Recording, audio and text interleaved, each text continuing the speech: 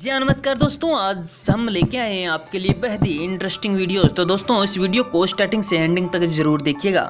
मोहम्मद गौरी ने पृथ्वीराज चौहान के नाना से कर ली थी मित्रता।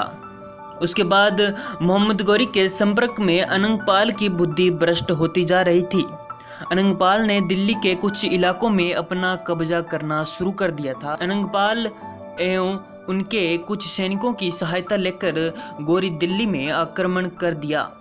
इस बार यवनी सेना को आक्रमण करता देखकर पृथ्वीराज चौहान शांत न रह सके। उन्होंने आगे बढ़कर उन्हें दंड देना उचित समझा।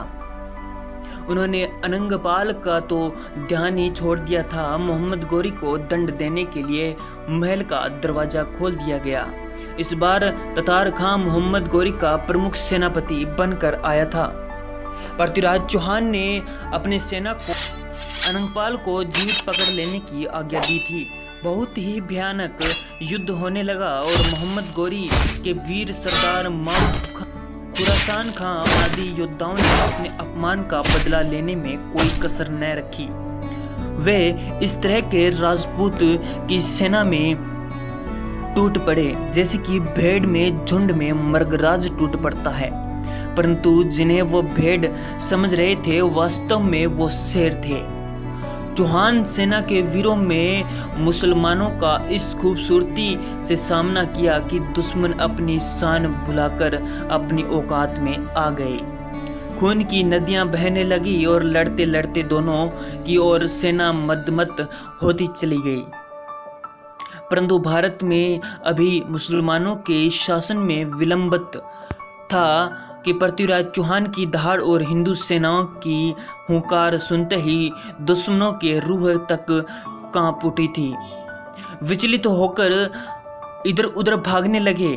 पृथ्वीराज चौहान ने यवनी सेना में ऐसा तहलका मचाया कि वो भागने को मजबूर हुए।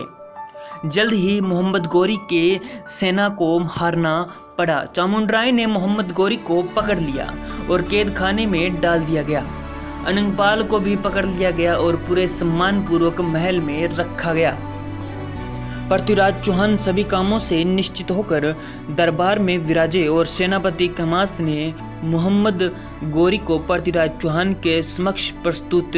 पृथ्वीराज चौहान ने बहुत कुछ समझाकर और कुछ धन देकर उसे छोड़ दिया। इधर अनंगपाल ने 1 वर्ष तक महल में आराम से रहे। इसके बाद अनंगपाल की रानियों ने उन्हें समझाया कि आप व्यर्थ ही किसी से बहकावे में आकर अपना राज्यपाट सब नष्ट करने में लगे हैं। क्या आपको दिल्ली की प्रजा को देखकर लगता है कि पृथ्वीराज चौहान से दुखी है? अगर आपको राज्य करने का मन था ही तो फिर पृथ्वीराज चौहान को दिल्ली का राज्य गद्दी क्यों सौंप दिया? अनंगपाल को उसके अपनी ही बातें भा गई और उन्हें अपने किए पर पछतावा होने लगा और उन्हें पृथ्वीराज चौहान के सामने लज्जित महसूस होने लगी।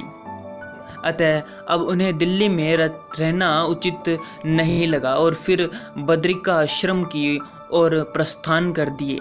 पृथ्वीराज चौहान ने स्वयं ही उनको बद्रिकाश्रम तक पूरे सम्मान से पहुंचाया गया।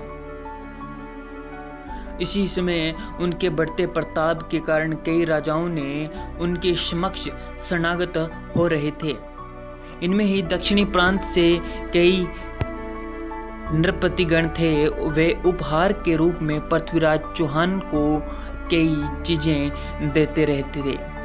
उन्होंने मिलकर कर्नाटकी नाम की एक बहुत सुंदर कन्या पृथ्वीराज चौहान को अर्पण की और कर्नाटकी भी पृथ्वीराज चौहान की जीवन में एक अनर्थ का जड़। दोस्तों हमारे YouTube चैनल को लाइक शेयर एंड सब्सक्राइब जरूर